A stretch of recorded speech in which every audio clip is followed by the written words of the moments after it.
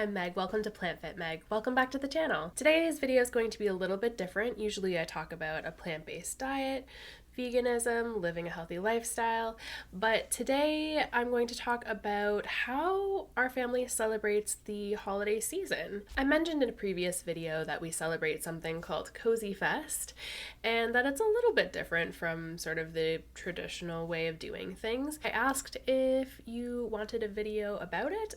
You said yes, so here I am. So at the beginning of this video, I'll discuss how my family celebrates the holiday season and how we've chosen to switch a few things up in terms of old traditions and new traditions. And towards the end of the video, I will discuss tips for reducing stress during the holiday season.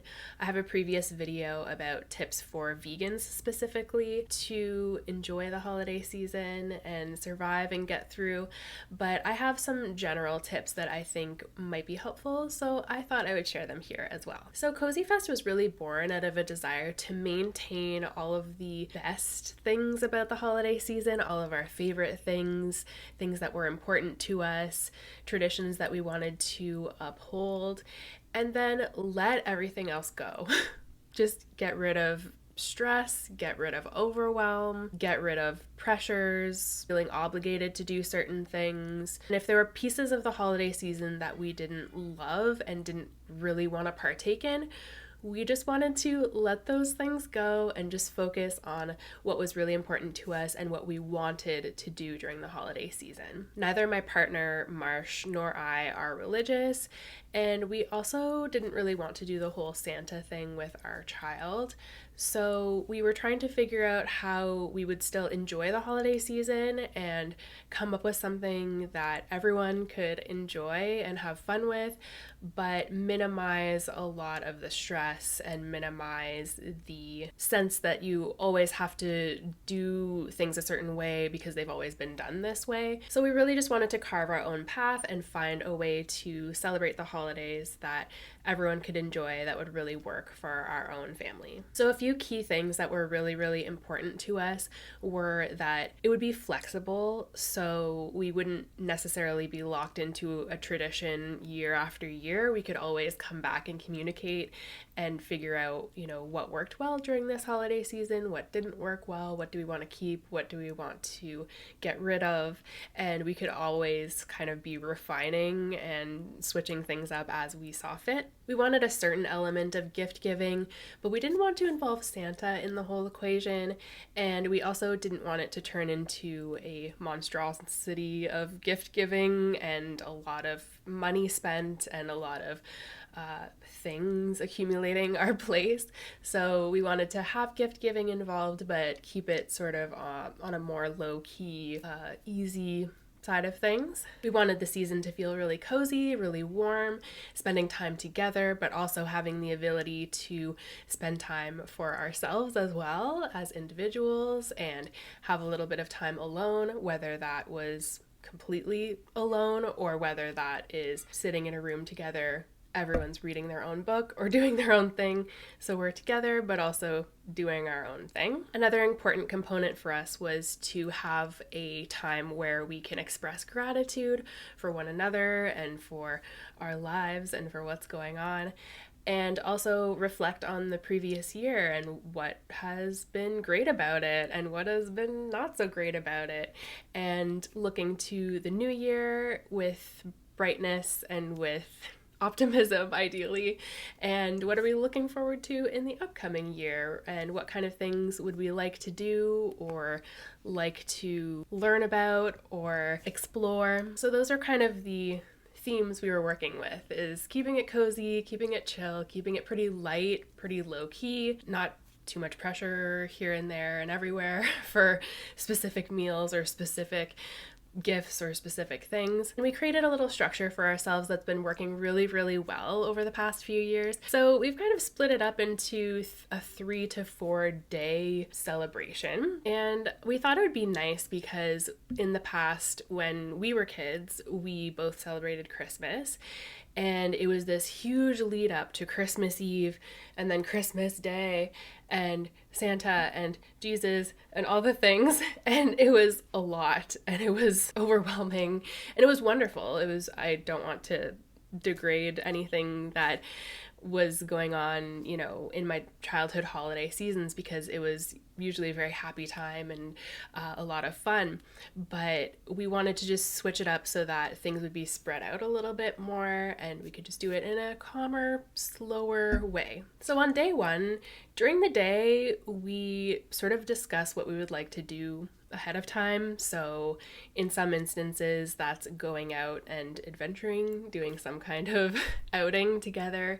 And last year, for example, our kiddo said he really wanted to do some baking together. So we were like, cool, let's do some baking. That'll be really fun. Our first day is pretty flexible in terms of what we do during the day.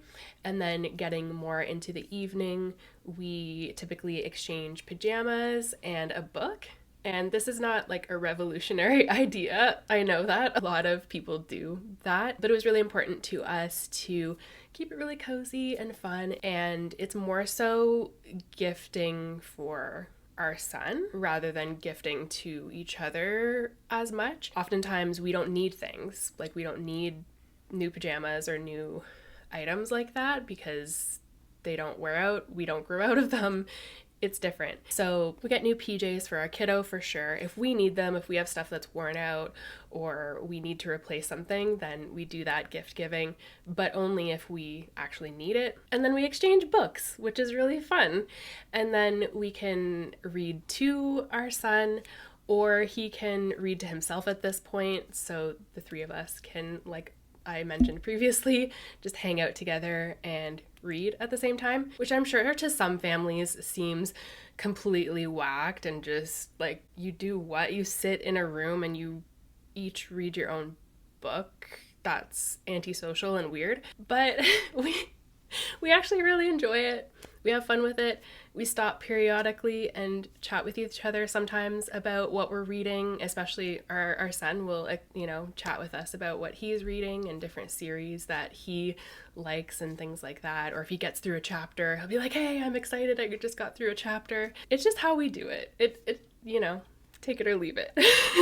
We snuggle up, we keep it really cozy. We often watch a movie that night. One of Riordan's absolute favorite movies is Home Alone, so we tend to watch that.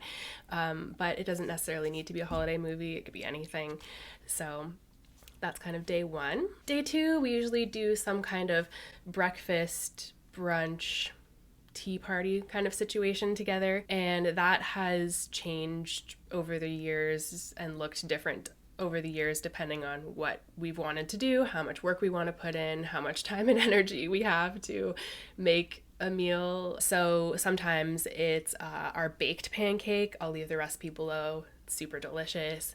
Or it'll be French toast or even like scramble and potatoes. So we just kind of mix it up depending on what everybody wants and how much energy we have to make the meal and do that. We all love tea, so tea often becomes a component of that part of our celebration as well. Sometimes it's trying a new tea, or if one of us has a current favorite, then we'll make a pot of the current favorite tea and share it. So that often becomes a part of it. And then after our breakfast brunch tea party situation, we usually play a board game. And so sometimes we will gift a board game to ourselves, to the family to play together. Sometimes we'll get a board game gifted to us from other family members, and other times we just use board games that we have on hand because we do have quite a few of them. I'll insert some photos and maybe even some links below of some of our favorites. So we play a board game together. We usually play a couple of rounds or maybe play a couple of different board games. And then again, the rest of the day is pretty relaxed. We can read our books, we can spend time together, we can go out for a walk, and we just keep it pretty low-key and pretty chill and fairly easygoing and fun. On day three, we usually gift Riordan a toy of some kind, so something that he's been keen on for a while, that he's been thinking about and asking for.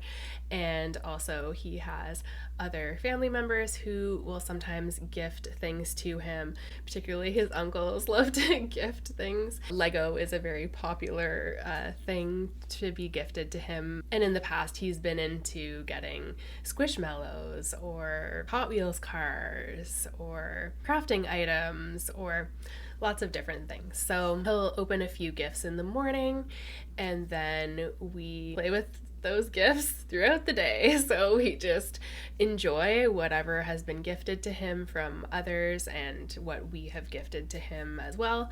And so he has some time to play on his own if he wants, or we play together. And again, it's just kind of an easy, low-key, stress-free kind of day. And then we'll usually have our meal, special meal, whatever it is, for that night. And it can really be anything. It doesn't have to be anything traditional. In the past, we have made some traditional meals, like having a veggie loaf or having a seitan turkey with mashed potatoes and gravy and stuffing and veggies and all that good stuff. But it absolutely does not have to be that. We have also ordered pizza. We have also made curries or stir fries.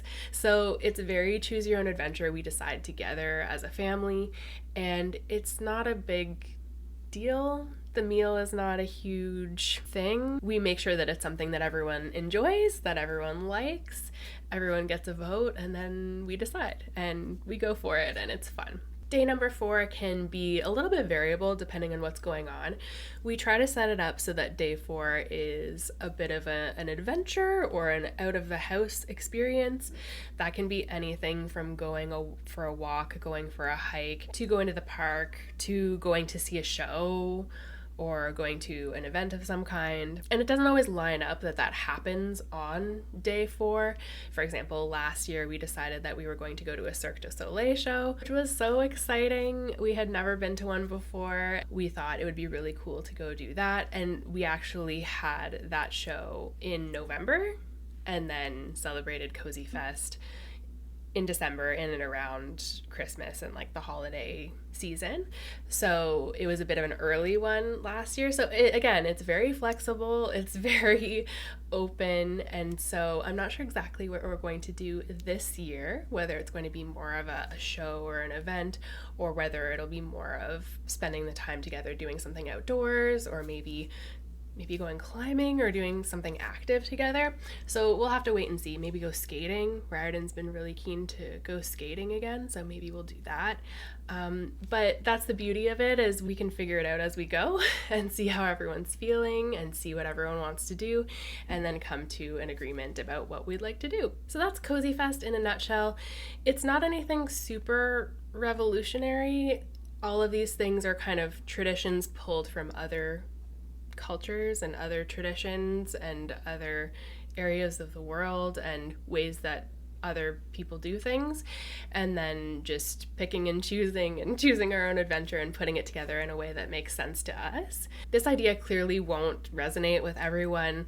Some people love their Christmas traditions or love their cultural traditions or religious traditions or whatever it is, and that's awesome. And if you love doing what you're doing during the holiday season and you're having a blast, then that's fantastic. I love that for you, and you should keep doing what you love doing and focus on that.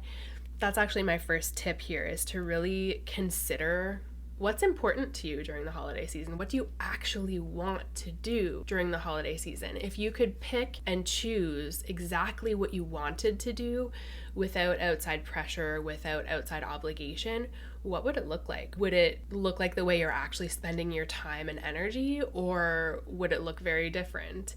And how can you bring the pieces of the puzzle together in a way that you can spend the holidays in a way that you want and in a way that you like, and maybe make some compromises with other family members or with other friends or people in your life. Make it work in a way that you're really loving the holiday season and really enjoying it. Consider if you're doing things just because you've always done them and that's just how the holidays go and that's just what you sign up for and what you do year over year, or if it's actually things that really inspire you, uplift you, make you feel good, and they're things that you want to do and continue doing. I highly recommend speaking with your family or friends who you do spend time with during the holiday season about your plans, if necessary, and about what might be really important to them. Because if you want to spend the time with, extended family or other friends, other people in your life, then it's important to know what's important to them, because maybe you have multiple events or multiple celebrations, and to you, one piece of that puzzle is important, but maybe to someone else, another piece of that puzzle is important. Or maybe you align and you never knew you aligned because you never talked about it. So it's really important to speak to the people who you're going to be spending your time with. I know not everyone is as open to suggestions or open to new ideas, so it can create some conflict and can create some issues sometimes, but I think in the long run, if you have those difficult conversations and you try to have them as early as possible and try to come up with compromises that everyone can be happy with and deal with, I recommend making to-do lists and putting things in your schedule, especially if you have a lot of events and a lot of winter parties, holiday events, Christmas parties, whatever it is. It can get really overwhelming really quickly, especially if you're pulled in a lot of different directions. So make to-do lists according to what needs done and according to what is actually important to you. For example, if decorating is really important to you, make sure you schedule time to actually do the decorating that you want to do and get it done so that you can enjoy it for the holiday season. Another common issue can be you're looking at your schedule now and you're looking at your to-do lists now and you're overwhelmed because you're overbooked already. I've definitely been there in the past and it has been overwhelming and stressful. I would say if there's anything that is sort of lower on the priority list that you can duck out of and say no to, that can be a good option to just let a few things go. Things that aren't super important to you and things that aren't super important to the people you care about as well. If you're not able to cancel plans outright, can you rejig the plan slightly so that you can maybe arrive a little bit late or leave a little bit early?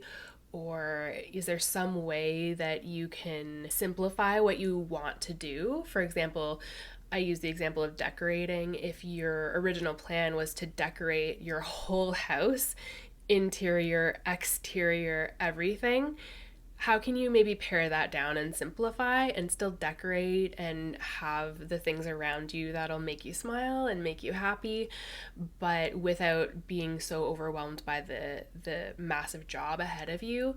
Maybe instead of doing the entire house, you choose one room or one space that is going to be sort of the holiday domain and the holiday area. How can you sort of simplify? If there's maybe a potluck coming up and you had planned to make 3 different dishes and you're thinking, I'm not going to be able to do that. It's too much. Can you go to the host and have a conversation? Can you maybe bring 1 dish instead of 3?